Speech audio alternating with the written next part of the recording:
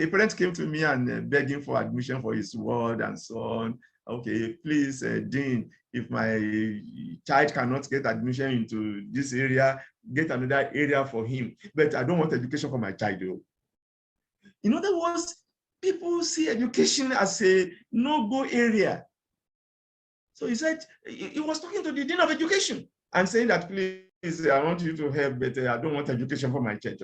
You can get any other area for him, but not education. So in Nigeria, generally, our attitude to teaching to teachers is very, very poor.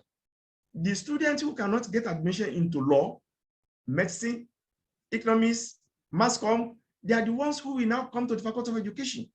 We call them rejects.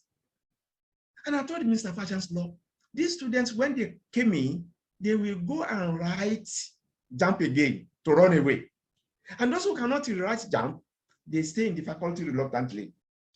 The question of Ile Kewu, that is Arabic school that a Muslim child must attend, was relevant then, is relevant today, it will remain relevant. My brother, till this morning, all we have been doing is to review national policy in education. We have not started implementing it.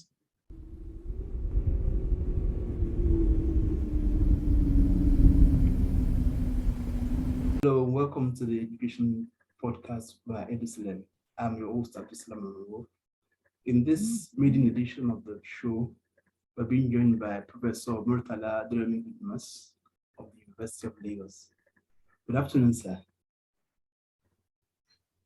Good afternoon. Wassalamu alaikum. Retired from University of Lagos. Walaikum salam. It's good to see you again, sir. So Professor Bidmos, Alhamdulillah, is a former dean of education, and for his time at the university was in the Department of Arts and Social Sciences Education, where he's a professor of curriculum studies and with a specialization in Islamic Studies. It's good to have you here, sir. Welcome, sir. Thank you very much. We'll be starting with the issue of teacher education. In your own opinion, what do you consider the biggest challenge in teacher education in Nigeria today? Bismillahirrahmanirrahim. Any discussion on education must take teacher education very seriously. Because if you have good teachers, then you have good education. Learning will take place. But the experience we have now in Nigeria regarding to teacher education is that we, as a nation, we have not paid much attention to teacher preparation, teacher encouragement, and teacher welfare. In other words, the starting point is the preparation. Do we really train our teachers correctly, appropriately? And when they are in their service, in their schools, what kind of treatment do we give them? Do we give them a very conducive environment? If you go to some schools, the number of students we're going to find in the class will be amazing. 80 students in a class, 100, 120 in a class, and the environment is not that well kept. And your environment where you are working can be a kind of stimulus to you, to encourage you to put in your best. So these are the challenges facing the teachers. The environment not quite conducive, the classes that are extremely crowded, too many students in the class that you cannot cope with. And then in most cases, you discover that there are many schools that you can have untrained teachers. People who are just going to the school to keep themselves occupied until they can get something better, a job of their choice. And even when they are trained, you discover that the trained teachers are not in the classroom as district schools, district 1, district 2, these areas called district, that is, they handle the administration of the schools. You now go there, you find many trained, many experienced teachers in those places doing administration. They are not in the classroom. They have abandoned the classrooms for the untrained teachers, reluctant teachers. So that is one thing. Another thing in the schools now is what we call PTA teachers. PTA teachers are the teachers employed by the Parents Teacher Association. Maybe there is no teacher in some areas, and then the PTA will come in to employ teachers. But the PTA cannot pay the normal PTA teacher, and what we are receiving is about 1/4 of what your colleagues will receive when they are government teachers. Will you be happy? Can you do the job well? So there are so many things that are wrong with our teachers in terms of preparation, in terms of how we treat them, in terms of PTA teachers. In such a situation, these people cannot give in their best. So back to, I was talking about the teacher training process specifically. What's the major problem with that arrangement of training, of preparing the teachers for teaching? What is wrong with it is that from our own experience, the places where teachers are taught, do you really have the right equipment to teach them? The right equipment? What I mean by the right equipment is that when you are training a teacher, there must be the appropriate equipment for training. There is what we call Center for Educational Technology. So it's to engage the teacher trainees, engage them in how to make use of instructional materials, how they can prepare instructional materials on their own, the one they can improvise. And the ones they cannot improvise, the schools where they teach must make such instructional materials available to them. But now in our colleges of education and faculty of education in the universities, do we have a viable, a strong, a well-equipped center for educational technology, which must be able to prepare the teachers well? That is one trouble that the teacher training is facing: lack of adequate equipment to train teachers. So, in relation to improving the lot of teacher trainees, the federal government recently approved some incentives for teacher education and students, or for the teacher preparation program entirely, in terms of stipends for the students and some money for the teachers as well. So what do you see to this? Well, that is a very good step. It's very appropriate. I remember in my days in UI as a teacher trainee, in those days, I'm talking about the 60s and 70s. I was in the UI in 1971 upward. The teachers in training then in the university, they are like kings. There were so many incentives for them. They enjoy federal government scholarship. They enjoy state, we call it bursary in those days. So teachers were treated well when they are in training, as we enjoy in Ibadan then. So what the federal government has announced now is a very good step in the right direction. I appreciate it. I hope, apart from this incentive, the incentive also can go into their schools where they are working. Let us enter a school and found it very conducive. I entered during the teaching practice when I was in service in UNILAG. I was on teaching practice one day and I entered a principal's office. And I asked him, "Madam, is this your office or a store?" He said, "Please, we don't talk about it, because if you go to the minister to complain that your office is like a store, it will look like you are criticizing the government. So you keep your mouth shut and make do with whatever they can give you. Just make sure that your salary is paid every month. But the environment in which you work, you forget about it." So if the government is going to give the teacher trainees some incentive, we must carry the same sentiment to the environment where they teach. Let us make it conducive. Let us make it inviting. In terms of making this environment inviting, you've identified the issue of technology, you've identified some other facilities that should be put in place in making the teaching environment conducive. What about the issue of sustaining all these efforts? How sustainable are such efforts? Well, the sustainability of these efforts depends on our attitude to education. Excuse me, do we see education as a catalyst, as something that is basic in any human endeavor? Political development, political awareness, self-reliance. Do we see education as the basic thing that we need? If our attitude to education is that is the number one priority, then we make enough funds available to education. The budgetary allocation to education every year is nothing to write home about. Therefore, the attitude of making environment conducive for the teachers depends on our attitude as a people to education. How do we consider education? How do we see education? Do we see it as something basic? Do we see it as something compulsory to develop human capital?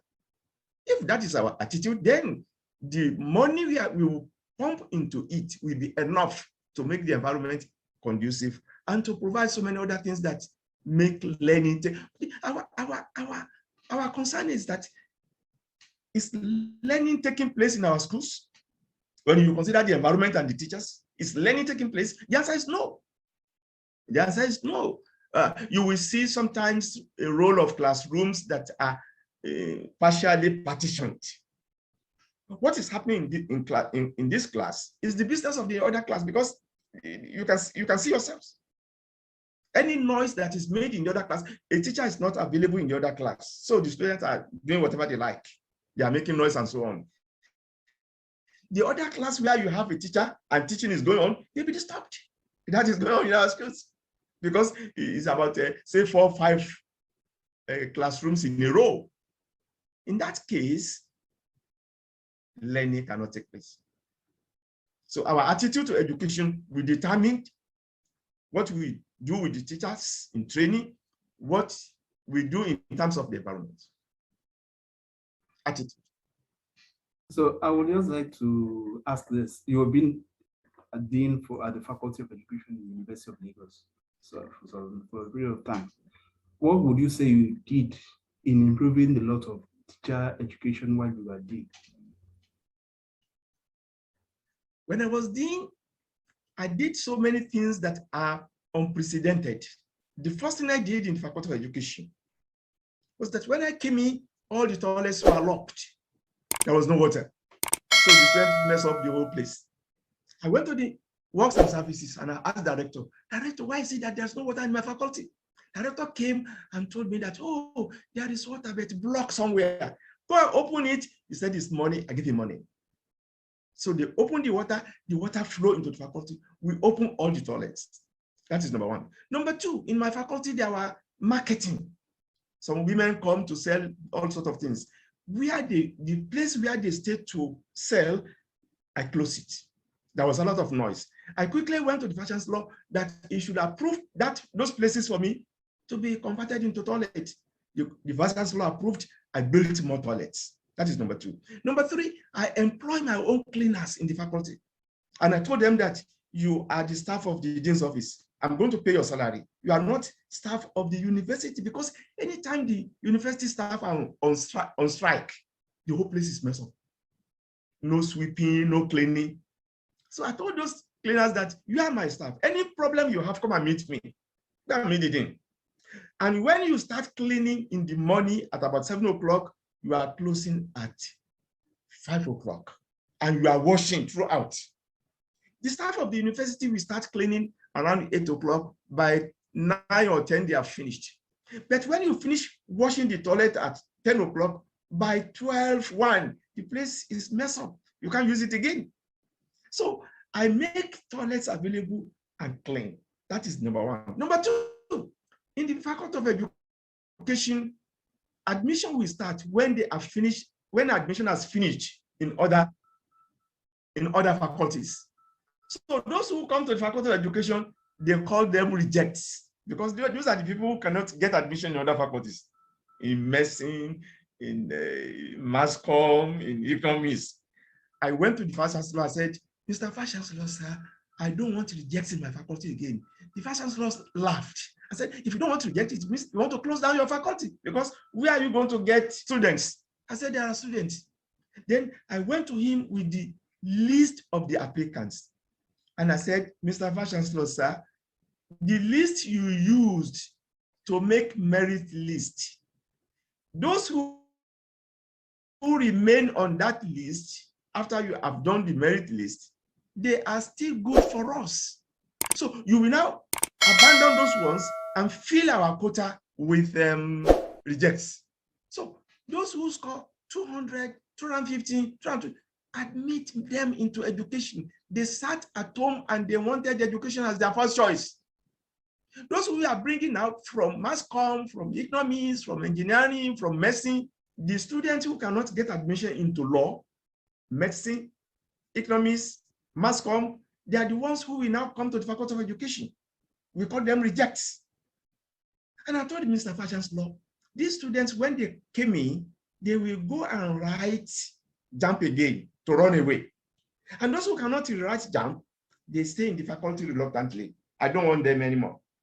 The Vice Chancellor said, what are you going to do? I said, the original list that you use for the merit list, the remaining student applicants on that list, you can still employ them. Well, once they score 200, 215, 220. Why? These are the people who sat at home and made education their first choice. They are interested in education. The people who are bringing from law, from mass comm, from economics, from medicine, they are not interested in education. The Vice Chancellor accepted. We now went back to the original list and admitted all the candidates who scored 200 and above. When they came in, I now monitor their performance. Anytime they wrote a test with their lecturers, I will go and collect their papers, their scripts, and carry it to the Vice Chancellor and say, Mr. Vice Chancellor, sir, look at the handwriting of these candidates who scored just 400. Look at their English. So the system worked. That's another thing, revolution that I did in the Faculty of Education. Another thing I did in Faculty of Education when I was there was that the welfare of the staff was very paramount to me. I made sure that my staff got their due from the Senate House in terms of promotion, in terms of research grants, and so on and so forth. So those are a few things that I did. And the students in the faculty, they have access to the dean. They have access to me. They can lay any complaint. I give you an example. A student who was placed on 2-1, she came to me and said, sir, there must be a mistake in the calculation of my GPA. I'm a first-class candidate. So I invited the HOD and the advisor of that candidate. The three of us talked, and I asked them to go and rework his GP. He left the university with first class. So those are the few things. The students have access to the dean. They can walk in anytime and they lodge a complaint and the complaint is done. And that's commendable. So away from that, I will just go into the creation of the department of program in the Islamic Studies program at the Faculty of Arts. What necessitated that when we already had the program in education for Islamic Studies? I was employed in 1981 by the university to teach Islamic Studies in the Faculty of Education. But when you come to the university, you will go to the Vice Chancellor to sign the register. The day I went to the Vice Chancellor, Professor Labode, to sign the register, he said, Mr. Bidmos, I have not finished my PhD. He said, look, our program, our intention is to have a full-fledged Department of Religious Studies in Faculty of Arts. So what you are doing now in the Faculty of Education is like an experiment. If the experiment works, you move to the Faculty of Arts as a full, because Faculty of Lagos, University of Lagos did not have religious studies in the Faculty of Arts, which is something that is, I don't know, is extraordinary or is abnormal, because how can you have a Faculty of Arts in any university in Nigeria without religious studies, except UNILAG? So the Vice Chancellor announced to me that they would like to have a full-fledged Department of Religious Studies in the Faculty of Arts. I should go and work it out. So since then, we have been trying until it was the time around 2015 when the Vice Chancellor called me and said, please go and prepare a program for us in religious studies. I prepared the program went to Abuja, AUC and so on, and approved, and the program started. So it was the wish of the university since the time I came in 1981, which now became fruitful, achievable in 2017 or 2018. And that's great. So away from that, what do you consider, what should be the priority of teachers between passion and money? What should be the priority of teachers? You know that no matter what you do to teachers, you cannot satisfy them, or you cannot pay them. Let's put it that way. You cannot pay them their due. So what should be the priority of teachers in that line?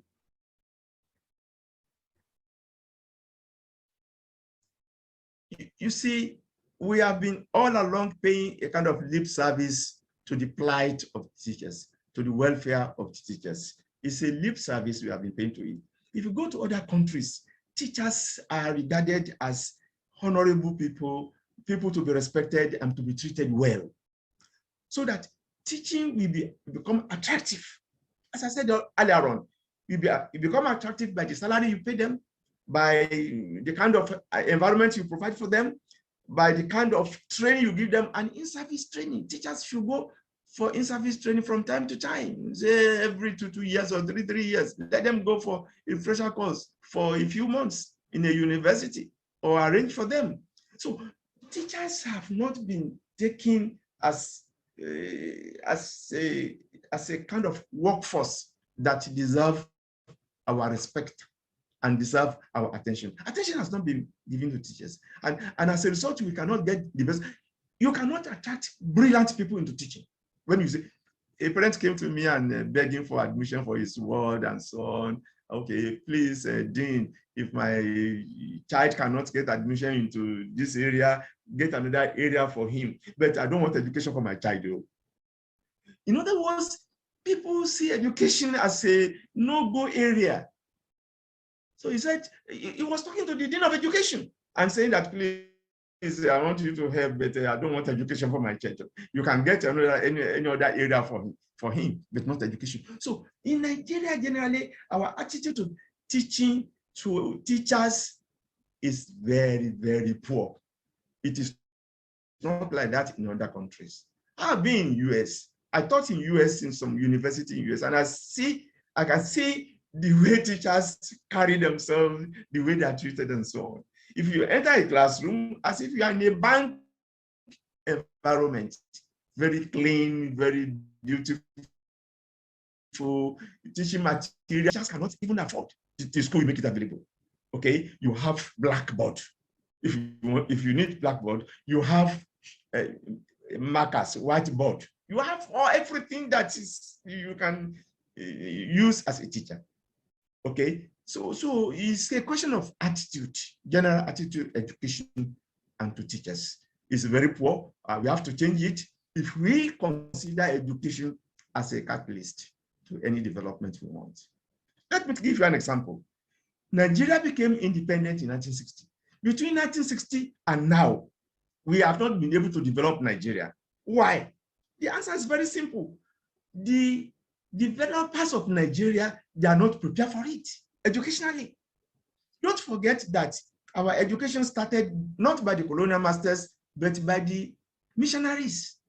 The missionaries who wanted to give people education to be able to read the Bible. And when that happened, the colonial masters gave them assistance, because the colonial masters need staff who can type, who can drive, who can go to laundry, but those staff must be able to speak English. So they give the missionaries assistance to pursue their education program. You understand? In other words, the purpose of our education initially is to teach people to be able to speak English. The colonial masters want people who can speak English to work with them. The missionaries want to teach people to be able to read the Bible. So it was in 1969 that Nigerians now said, okay, let us change our education system to make it relevant to our development. 1969. In 1977, all the resolutions of that conference in 1969 became what we call National Policy on Education. My brother, till this morning, all we have been doing is to review National Policy on Education. We have not started implementing it. I'll give you an example. The policy that was published in 1977, it was reviewed in 1981, reviewed 1989, reviewed 2004, reviewed 2008. That was a woman minister. When she left the office, he left a policy which she called 10-year blueprint in education. Immediately she left, the minister that came after him, they called him Dr. Ugu. Dr. Ugu now set that one aside, didn't open it. He prepared his own policy, he called it Roadmap on Education. When he left the office, Professor Rukaya came to the office. She brought her own policy. When Jonathan came, Jonathan now did what he called task team on education to be headed by Professor Fafunwa. Excuse me, all this is just, we are talking about policy, not implementation of the policy. You know something that they call 6334 system, okay? It is to replace 6 years of primary school, 5 years of secondary school, 2 years of HSC, and 3 years in the university. They cancel it for what they call 6334. After some time, they change it to 934. If you ask them, what's the difference between 6334 and 934? And they said 9 years is basic 9. Are the students going to spend 9 years in the same place? No. Then if it is no, why are you changing the nomenclature? The point I'm trying to push to you is that, yes, the purpose of education in Nigeria should be able to speak English, but that purpose has not changed till now, because what we have been doing in Nigeria in education is policy review till this morning. We have not started implementation of the policy. Okay, on that note, I'll go into the issue of Islamic education in Nigeria. Before the colonialists came, there was a preceding system across part of the Muslim Nigeria. We had the Ile Kewu or Tsangaya system, as the case may be, in northern and southern Nigeria. So, in your own view, do you consider these systems still relevant today, or have they outlived their relevance in the modern day, with the modern day system of education that we have today? Thank you very much. The question of Ile Kewu, that is Arabic school that a Muslim child must attend, was relevant then, is relevant today, it will remain relevant. Because the Muslims want their children to have this Islamic awareness, to be able to read the Quran in Arabic, for salat and for prayer and for information.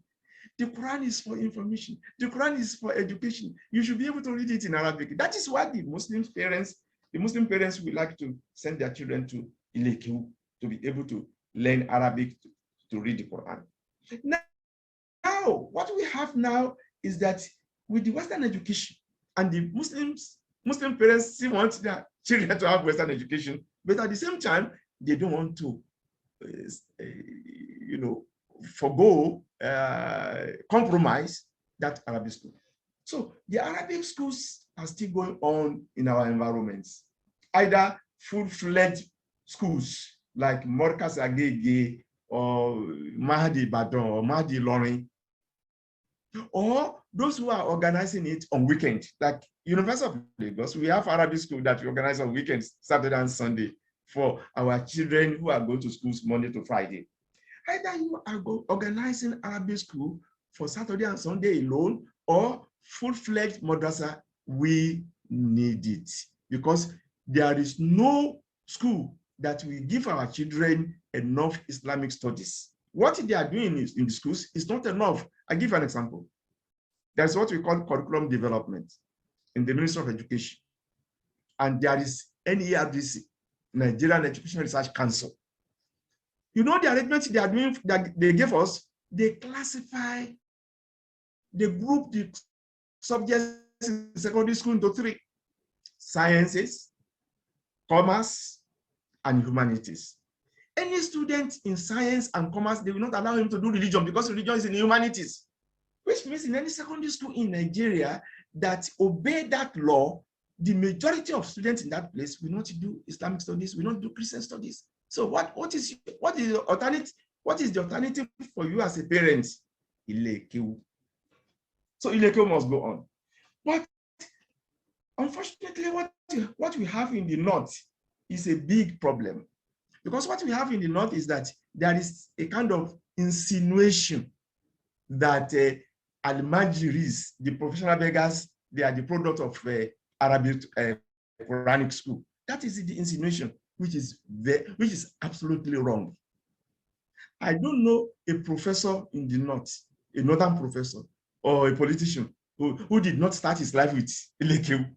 So Quranic school will not make people Al-Majiri. Al-Majiri is a cultural thing. It's a cultural phenomenon. And we must call it its name. It has no connection with Quranic school. No. Quranic school is a place where the Muslim child is to attend and take off his intellectual development. I finished Quranic school, Arabic school, Quranic school before I went to primary school. When I was in primary school, I was too tall, and I spent I reached 3 classes in year 1. I was in primary 1. After second semester, primary 2, and after when we entered for the third term, I was in primary 3 because I was very tall and the brain is sharp. The brain has been Quranic something. So they just promoted me like that, and I was moving. So we cannot forgo Arabic school. We need it because Islamic studies is not allowed. What is the Islamic school that is going on now in the university or secondary schools is cosmetic. It cannot give our children enough education in Islam. It's cosmetic. So I don't know whether you came across this video about a few days ago about in Ilorin, where some students were being flogged extremely, and it attracted criticisms around the country. So such instances, shouldn't it call for reforms in this system? Well, I saw it. I saw the video. I couldn't watch it. I put it in my eyes. They show me, I can't see it. I can't stand it. Yes, if students in Arabic school misbehave, that is a way of disciplining them, not that's brutal. It's too brutal. It's too inhuman. I saw it. I wouldn't want it for my child. What form of those Arabic schools? And those who can do it is not the Nigerian government. It's the business of Muslims, because it is the Muslims who want that form of school for their children to learn Arabic and to learn Islamic culture. Because, or it's in their commerce, they will tell him that he cannot do Islamic studies.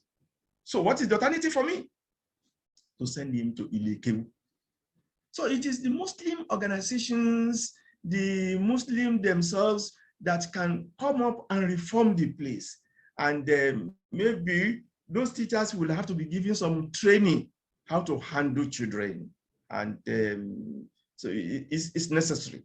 Just like we are training teachers for secondary schools, for university and so on, we should also train our teachers who handle our children at Ile Kewu. And that is what we do in UNILAG. In UNILAG, our Arabic school in UNILAG is well organized. A student will misbehave, there is a way to discipline him without beating him and drawing blood out of his own. No. It's not done. It's not done.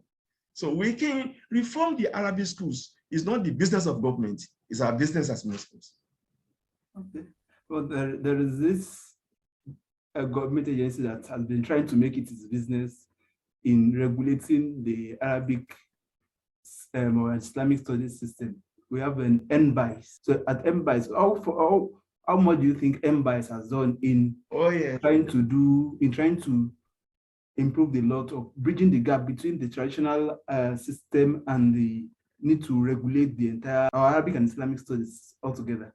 You see, the effort that's been made by that organization is to assist those who attended Arabic school to be relevant in the public schools, either secondary school or in the university, to be relevant. That is the effort they are making, so that they can improve them and make them suitable members of public schools.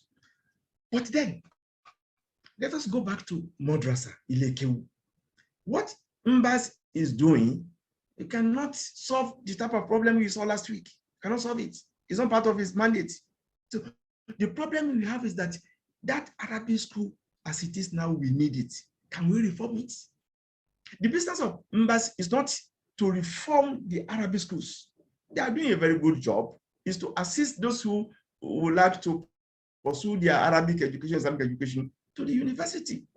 Okay, that is an advantage. And they are doing that one well, to assist those who are serious, want to pursue their education to the university.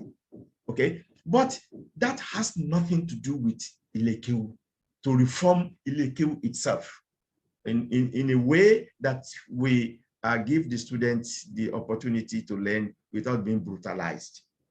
But then, when you come to these Arabic schools, the government is trying to do something now to give this Arabic school some money to improve their curriculum. Say, well, if you are in an Arabic school, Quranic school, you can learn English, you can learn biology, mathematics, and so on. No, that is not the way to go about it, because that money they are giving them cannot solve the problem in the place. It's not the money they need. We need a restructuring that will give us inclusive education. That is what we need. All the subjects in a normal school setting. But if you say Arabic school somewhere where somebody is the proprietor and is doing it the way you want, and you want to give him money to improve, that cannot work. It cannot work. What we need is inclusive education where in a normal school setting, I can learn anything I want. Okay. And on a concluding note, I would just like you to help us reflect on the way forward for the education system. You've talked about a lot of things in relation to funding and teacher training and all that. So what, in your closing remarks, would you say is the way forward, or are the steps in mainly bringing about progress within the education sector in Nigeria? To make progress in the education system, in the education sector, is to take education as a priority project, as something that we need to instrumentalize for development. We have to make education our #1 priority, because as it is now, there is no much difference between our education now and the purpose of education when it started some decades ago by the missionaries, which is just to teach English.